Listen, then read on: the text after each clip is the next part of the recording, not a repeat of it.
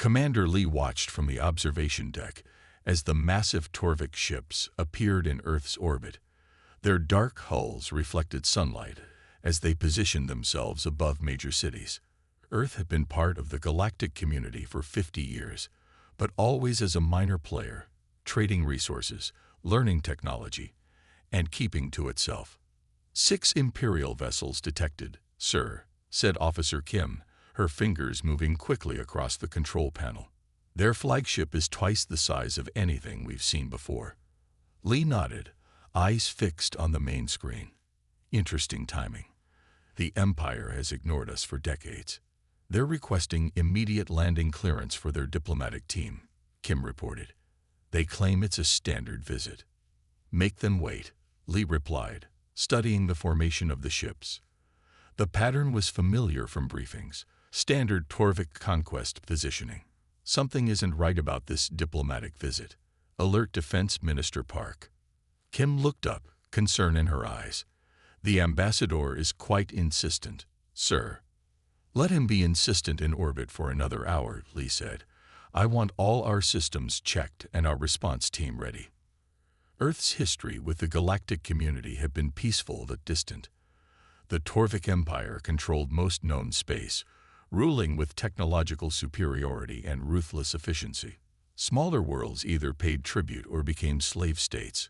Earth had avoided attention by staying useful but unimportant. Until today. 3 hours later, Lee stood beside Defense Minister Park in the reception hall as the Torvik delegation arrived. The Imperial ambassador entered first, tall, blue-skinned, with 4 arms and eyes that seemed to evaluate everything as property. You kept us waiting, the ambassador said, not bothering with formal greetings. The Empire does not wait. Minister Park stepped forward with a practiced smile. Ambassador, welcome to Earth. I apologize for the delay. Security protocols must be followed, even for honored guests. The ambassador made a dismissive gesture with his lower arms. Your protocols are meaningless. We have come with important information. The meeting moved to the council chamber, where Earth's representatives gathered around a large table. The ambassador remained standing, looking down at them. The Empire has decided to extend greater protection to Earth, he announced. In return, Earth will provide necessary resources as tribute to ensure this continued protection. Lee noticed the careful language, not a request, but a statement of fact. The other delegates shifted uncomfortably. What resources would the Empire require? Minister Park asked carefully. 30% of your mineral production. 5 million human workers for Imperial projects. Access to your freshwater reserves. The ambassador's tone was flat, as if reading a shopping list. Your military will be reduced and placed under Imperial command. A silence fell over the room. Lee exchanged glances with Minister Park. This wasn't diplomacy. This was the beginning of conquest. These terms seem rather one-sided, Park said finally. Perhaps we could discuss a more balanced arrangement. The ambassador's upper eyes narrowed. This is not a negotiation. The terms have been decided by the Emperor himself. You have 1 Earth week to begin compliance. Lee studied the other members of the Torvik delegation. They stood perfectly still, hands near their weapons. They expected resistance, perhaps even hoped for it. We will need time to consider this proposal, Minister Park said carefully.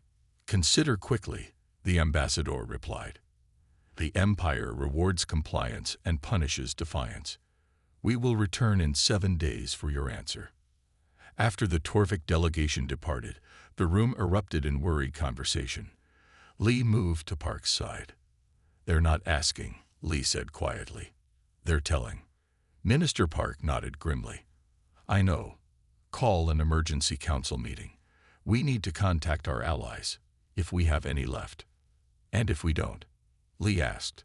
Park looked out the window at the Imperial ships still hovering overhead. Then we need to decide if Earth kneels or stands. Intelligence Director Choi stood before the Emergency Council in Geneva, her face showing the strain of 3 sleepless nights. The grand meeting hall, usually reserved for global celebrations, now felt like a war room. Leaders from every nation sat around the circular table, their faces lit by the glow of data screens. "The intercepted communications are clear," Choi said, her voice steady despite her exhaustion. "Our listening posts captured messages between the Imperial flagship and their home command." She touched her tablet, and translations appeared on the main screen. The room fell silent as they read the Torvik Emperor's words. "Earth is a primitive backwater with useful resources and simple laborers. Begin standard extraction protocol. Resistance is unlikely, but can be crushed if necessary." President Song, a woman who had led Earth through 10 years of peace, looked older today. "They speak of us like we're insects," she said quietly. "Or cattle," added the European Chancellor, "to be farmed and harvested." Director Choi nodded. "Their other communications show this is standard procedure. They've done this to 17 worlds in the past 30 years. The pattern is always the same: diplomatic contact, demands for resources, then military occupation if those demands are refused." "And the occupied worlds?" asked President Song. "Stripped of resources, populations relocated to labor camps." Choi's voice remained professional, but her hands tightened around her tablet. "No world has successfully resisted them." The council room erupted in angry voices and desperate suggestions. Some advocated immediate surrender to avoid destruction. Others called for desperate military action. The noise grew until President Song raised her hand for silence.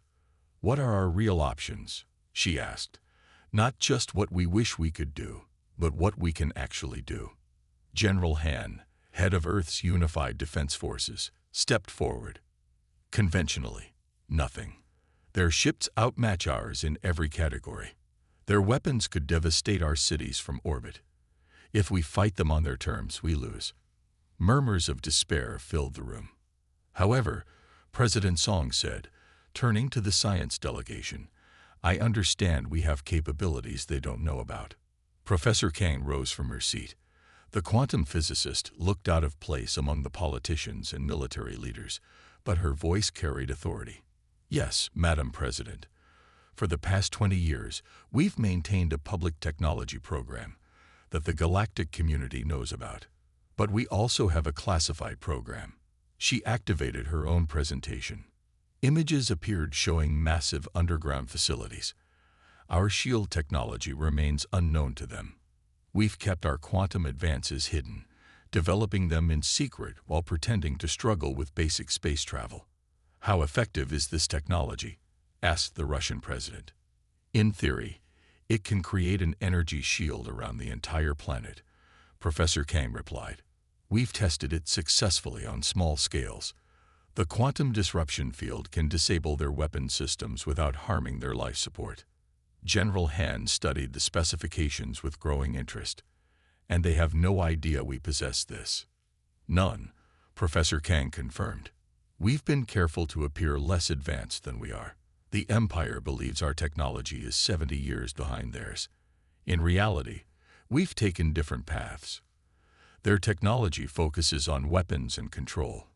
Ours focused on defense and disruption." The room grew quiet as the implications sank in. "Then perhaps," said General Han, looking around at the world's leaders, "it's time to show the Empire that Earth is not what they think." President Song stood up. "We have 6 days before they demand our answer. I need options on my desk in 48 hours.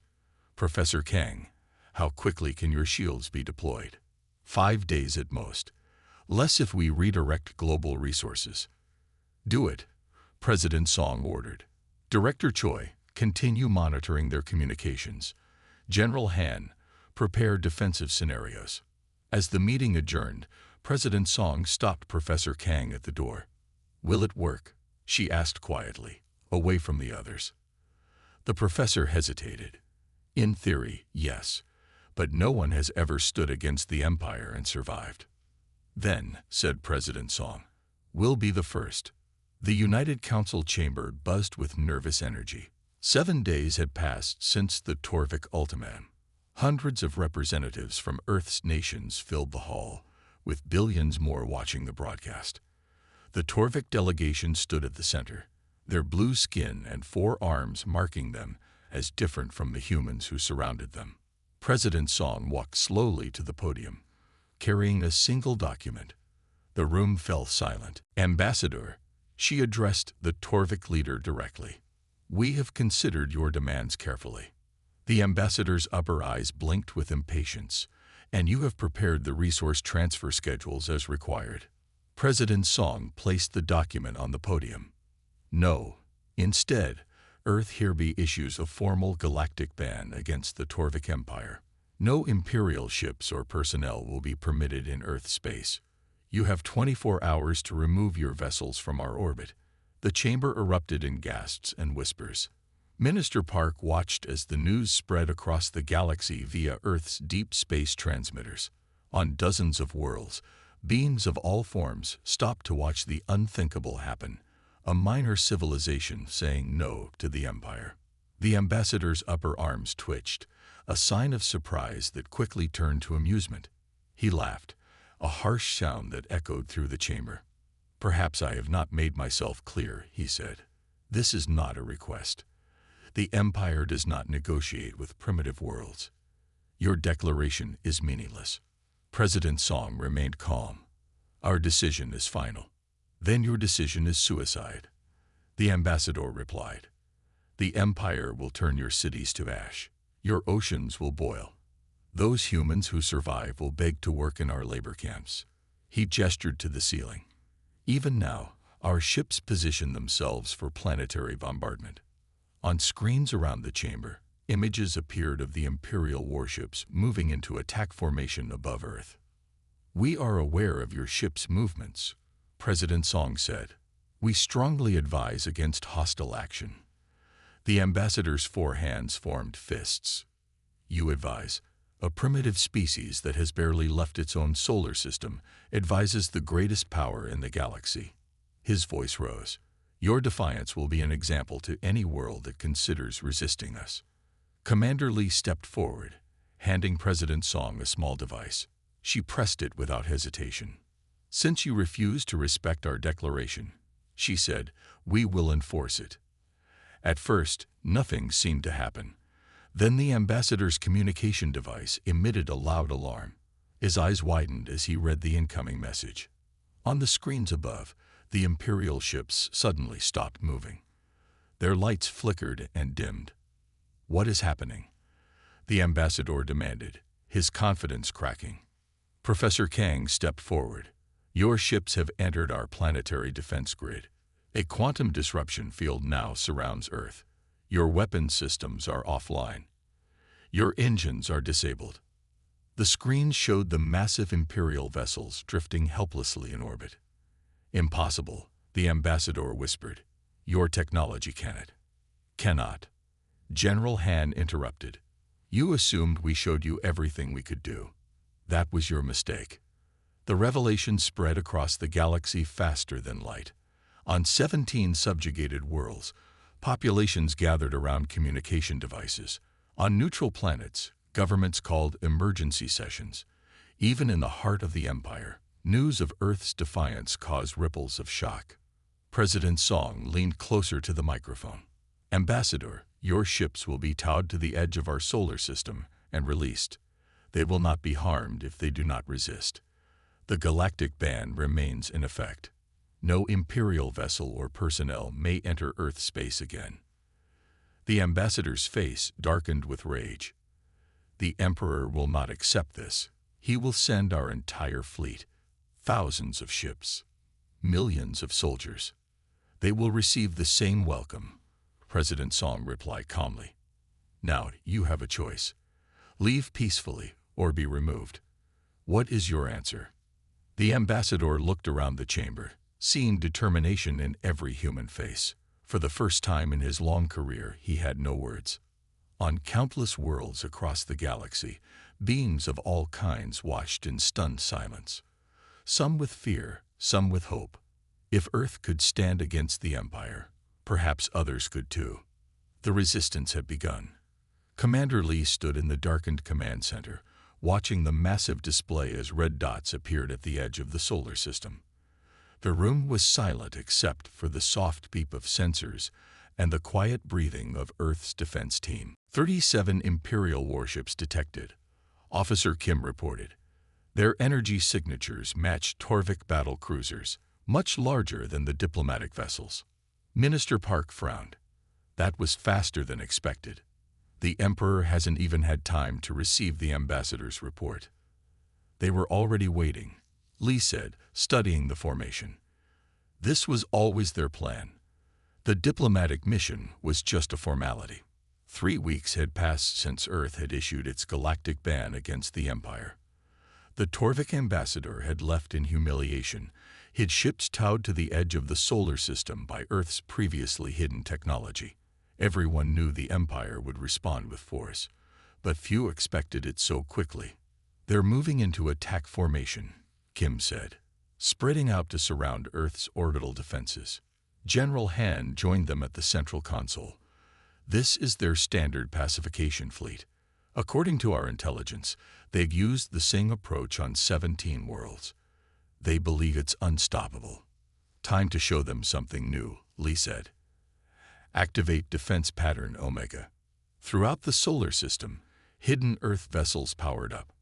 Unlike the massive Imperial warships, Earth's ships were small, fast, and scattered across asteroids, moons, and artificial satellites. For years, they had appeared to be simple mining vessels or research stations. Imperial ships accelerating, Kim reported. They'll reach outer defense perimeter in 7 minutes. Lee nodded to General Han. Your call, sir. Let them come, the general said. Full defensive stance. No first strikes. The command center watched as the Imperial fleet pushed forward, their weapons charging. The first blasts fired toward Earth's orbital defense stations. Shields holding, Kim reported. The quantum disruption field glowed blue on the display, absorbing the Imperial energy weapons. They're testing us, Lee said. This is just the beginning. The Imperial ships pressed forward, firing continuously. Their tactics changed as they realized their standard approach wasn't working. They concentrated fire on what appeared to be weak points. Shield Section 7 at 80%, Kim warned. They're learning quickly. Lee touched his communication panel. All units, commence response pattern Delta. Across the solar system, Earth's hidden ships sprang into action. They moved in quick, unexpected patterns, striking at the Imperial fleet's flanks, and then disappearing again. What is this? The Imperial commander demanded on his bridge as alarms blared. Their ships should not be capable of such maneuvers. Earth's vessels used the gravity wells of planets and moons to slingshot themselves at impossible speeds, appearing and vanishing before the Imperial targeting systems could lock on. 3 Imperial vessels disabled, Kim reported, a hint of surprise in her voice. No casualties. Their systems are just offline. Lee nodded in satisfaction. The quantum disruptors are working. The battle continued for hours. The Imperial fleet, used to quick victories against helpless planets, found themselves unable to advance. Their weapons were ineffective against Earth's shields, and their ships were being systematically disabled by technology they didn't understand. Imperial fleet is retreating, Kim finally announced. The command center erupted in quiet cheers. Not retreating, Lee corrected. Regrouping. This was just the first wave. Minister Park looked concerned. Will they come back with more ships? Of course, General Han said. But today, for the first time in 300 years, the Torvik Empire has failed to conquer a target. The galaxy will notice. Indeed, across thousands of worlds, the news spread quickly. The Empire's pacification fleet had been turned back. No world had ever survived the first wave, let alone defeated it without casualties. On subjugated planets, beings gathered in secret to share the news. On neutral worlds, governments began reconsidering their policies of non-resistance. And in the Imperial Palace itself, the Emperor raged at his generals, demanding explanation and revenge. Earth had passed the first test, But everyone knew the Empire would return. And next time, they would not underestimate the primitive humans. Ambassador Yoon entered the council chamber with a smile on her face, the first real smile anyone had seen from her in weeks. The Earth defense leaders looked up from their strategy table, maps and holographic displays, showing the positions of Imperial forces that had been gathering at the edge of the solar system. "The Alterans have joined us," Ambassador Yoon announced, placing a glowing data crystal on the table. It projected the official seal of the Alteran Collective, 5 stars arranged in a circle. Their representatives signed the Mutual Defense Agreement an hour ago. That's 7 systems now in our coalition. Minister Park's eyebrows rose in surprise. The Alterans were known for their advanced shield technology and strategic location near major trade routes. I thought they would remain neutral. They've avoided Imperial attention for centuries.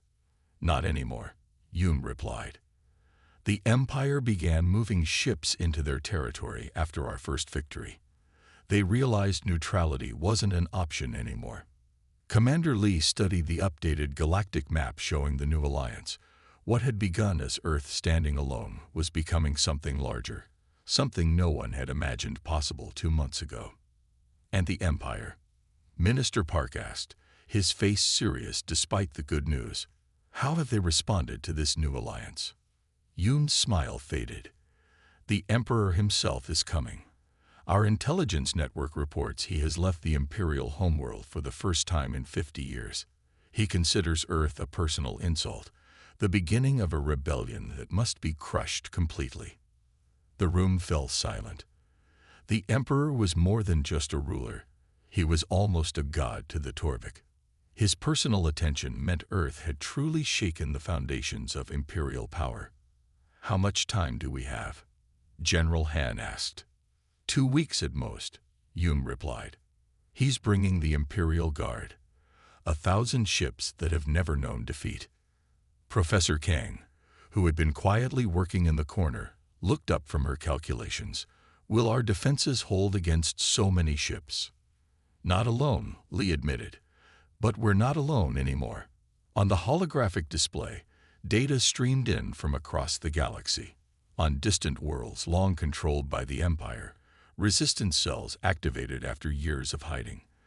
The Krith, enslaved for generations, sabotaged Imperial supply depots. The Voskin Trade Guild accidentally misdirected Imperial shipments. Small acts of defiance multiplied across hundreds of worlds. 3 ships approaching. Officer Kim announced suddenly from her monitoring station. Unknown configuration. Tension filled the room until Kim added, "They're broadcasting on Alliance frequencies. They claim to be from the Centauri neutral zone." Minister Park looked surprised. The Centauri have avoided all galactic politics for a century. The communication screen activated, showing the captain of the lead vessel. "Earth Defense Command, we bring greetings from the Centauri systems. Our council has voted to offer support against Imperial aggression. We bring technologies that may assist your defense efforts." Throughout the day, similar reports came in. Ships from formerly neutral systems arrived at Earth, offering support, technology, and in some cases, military assistance. Beings who had never taken sides now found themselves choosing to stand with Earth. That evening, representatives from all 7 allied systems gathered in the Grand Council chamber. Minister Park addressed them formally. "Today, we are no longer just individual worlds hoping to survive. Today, we declare the formation of the Free Worlds Coalition. Our purpose is not conquest or domination, but mutual defense against those who would take our freedom." The representatives stood, one by one, placing their hands on the Alliance crystal. As each touched it, their world symbol appeared in the projection. "The Emperor believes he comes to crush a single rebellious planet," Ambassador Yoon said quietly. "Instead, he will find the beginning of a new galactic order." Far away, on the Imperial flagship, the Emperor received reports of the growing alliance. For the first time in his 3-century reign, he felt something unfamiliar: doubt. What had begun as one world's defiant stand was becoming something more. A movement, a revolution, a hope. Dark shadows fell across cities worldwide as the Imperial fleet filled Earth's skies. Thousands of warships stretched beyond what the eye could see, their massive hulls blocking out the sun in many regions. Citizens looked up in terror at the largest gathering of military might the galaxy had ever witnessed. On the Imperial command ship, the Emperor himself stood on the bridge, his tall blue form towering over his officers. His 4 arms were adorned with the medals of 1,000 conquests. He stared at the view screen showing the blue-green planet below. "So this is Earth," he said, his voice deep and cold. "The world that dares to challenge us." His High Commander bowed. "Yes, Emperor. Their defenses have proven stronger than expected, but nothing can withstand this fleet. We have assembled ships from every corner of the Empire." "Good," the Emperor replied. "I want this rebellion crushed completely. No survivors. No mercy. Make an example of them that will last 1,000 years." In Earth's main defense command center deep beneath Geneva, General Han watched the tactical displays as Imperial ships took position. The room was quiet, each officer focused on their tasks despite the overwhelming odds above them. "All coalition forces report ready," Officer Kim said, her voice steady despite the stress. "Ultraran ships are in position. Centauri defense systems online. All 7 systems coordinated." General Han nodded, checking the final readings. The moment they had planned for had arrived. Everything depended on perfect timing. "The Imperial ships are launching fighters," Kim reported. "Main weapons charging." General Han took a deep breath. "Now." Officer Kim pressed the activation sequence. Throughout the solar system, hidden generators powered up simultaneously. A wave of energy, invisible but immensely powerful, expanded outward from Earth. On the Imperial command ship, alarms suddenly blared. Screens flickered and went dark. Weapons systems shut down mid-charge. "What's happening?" demanded the Emperor. "Unknown energy field, Emperor," the High Commander shouted. "Our systems are failing." "Impossible," the Emperor roared. But across his entire fleet, the same scene played out. The mighty warships that had conquered hundreds of worlds drifted helplessly, their advanced technology rendered useless by Earth's quantum disruption field. At that moment, ships appeared from behind moons, asteroids, and from the dark side of planets throughout the solar system. The coalition forces had hidden themselves, waiting for this precise moment. In the lead ship, Commander Lee opened a channel to all coalition vessels. "All units, follow the plan.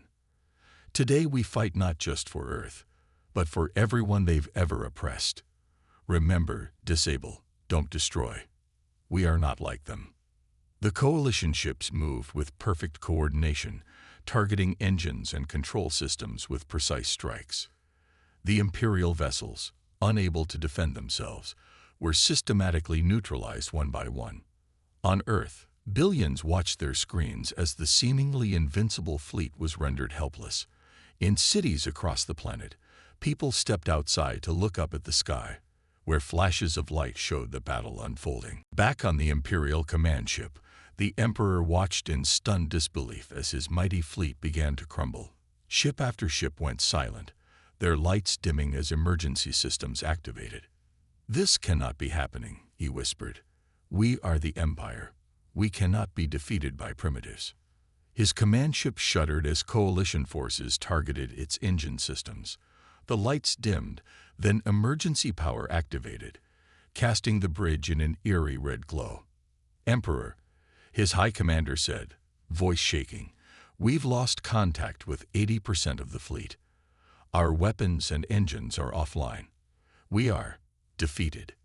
The Emperor stood frozen, unable to comprehend the reality before him. For 3 centuries, the Torvik Empire had never known defeat. Planets surrendered at the mere sight of their fleet. Yet here, around a planet they had dismissed as insignificant, the greatest armada ever assembled had been rendered powerless.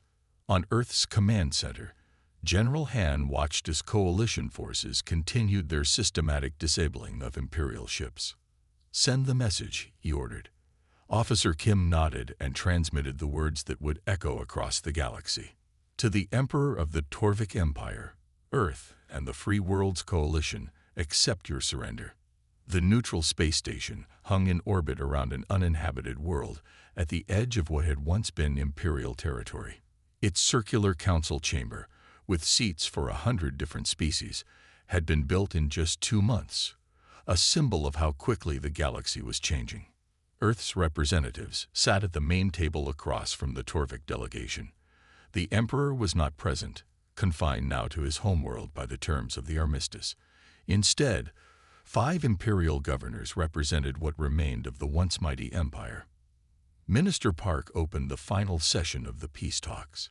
We have reviewed all proposals. The treaty is ready for signing. The lead Torvik governor, his blue skin pale from stress, looked at the document with obvious distaste. These terms are harsh. They are fair, replied Ambassador Yoon. The empire will retain control of its homeworld and 12 core systems. All other worlds may vote for independence or continued association with Torvik. You destroy centuries of order and call it fair. The governor protested. Commander Lee, recently appointed High Ambassador for Earth, leaned forward. His calm voice carried throughout the chamber. Your order was built on the suffering of billions. 17 worlds stripped of resources. 32 species used as slave labor. That was not order. It was tyranny. The Torvik governor fell silent. Around the chamber, representatives from formerly subjugated worlds nodded in agreement. The vote has already been held in many systems, Ambassador Yoon added. 43 worlds have declared independence. 29 have joined the coalition. Only 7 have chosen to remain with the Empire. After 3 more hours of discussion, the treaty was signed. What had begun as Earth's defiance of imperial demands had reshaped the galactic political landscape completely. 2 weeks later, Commander Lee, now High Ambassador Lee, addressed the inaugural session of the new Galactic Council. Representatives from over 100 worlds filled the chamber, many experiencing true self-governance for the first time in generations. Lee stood at the central podium, looking out at the diverse gathering. Beings of all forms, some humanoid, some with multiple limbs, some existing as energy patterns, all equal now in galactic law. Today marks the beginning of a new era, Lee said. The era of empire is over. Each world deserves self-determination. Each species has the right to chart its own course. He continued, outlining the principles of the new galactic charter: mutual defense, free trade, cultural exchange, and technological cooperation. The coalition would maintain a defensive fleet, but decisions would require majority approval from all member worlds. We do not seek to replace one empire with another, Lee emphasized. Power must never again concentrate in the hands of any single species or world. The council chamber erupted in approving sounds. Applause from those with hands, melodic tones from the crystalline Ultrans, rhythmic stomping from the massive Centauri. Meanwhile, on Earth, life was returning to normal, though with a new awareness of their place in the galaxy.